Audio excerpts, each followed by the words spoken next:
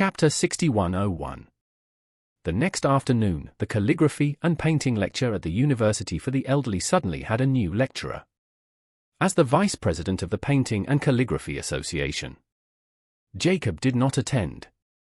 Instead, he hired a substitute teacher from the Painting and Calligraphy Association to give a lecture for him. Mai Ching specially brought the invitation written by Pollard for Jacob. But she did not see him come to class. So she waited for the substitute teacher to come up after class and asked, "Hello, why is Vice President Wilson not here today?" The substitute teacher replied, "He has been busy with the association recently. So he asked me to come over and give lectures for him." Mai Ching asked curiously, "Do you know when he will come over next time?" The substitute teacher said, "I guess he won't be here during this time, because he gave me the topics for some subsequent courses and asked me to make PPTs to complete the lectures. It is estimated that I will be the substitute for some time in the future."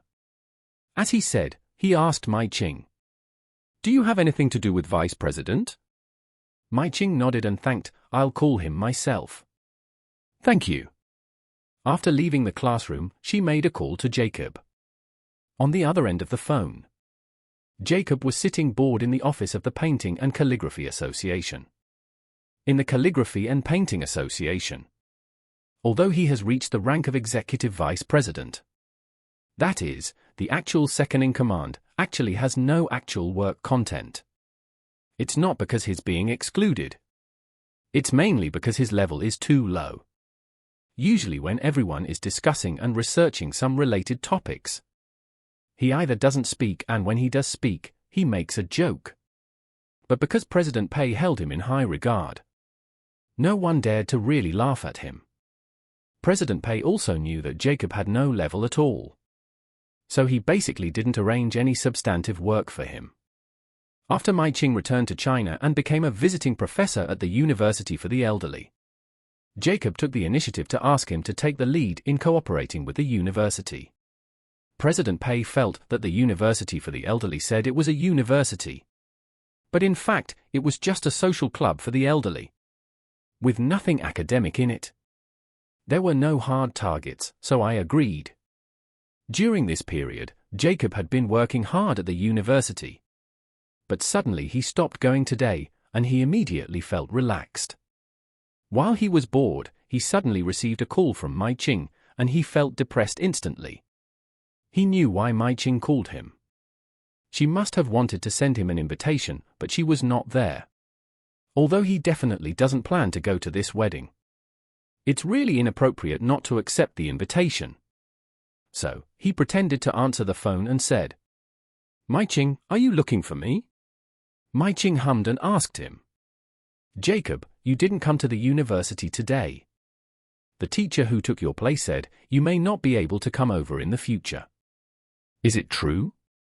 Jacob said quickly, "Oh, this thing is true.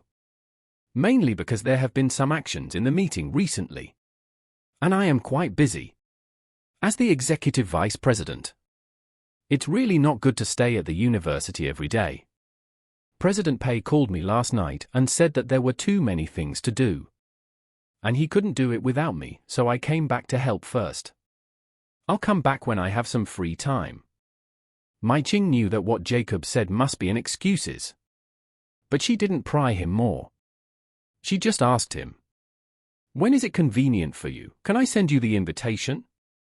When Jacob heard this, he quickly said, "Oops, there's no need for you to make a special trip to send me an invitation. Let's just give the invitation to Mr. Wu, my replacement, and ask him to bring it to me when he returns to the meeting." Seeing that he had said so, Mai Ching stopped insisting and said, "Okay, then I'll give him the invitation."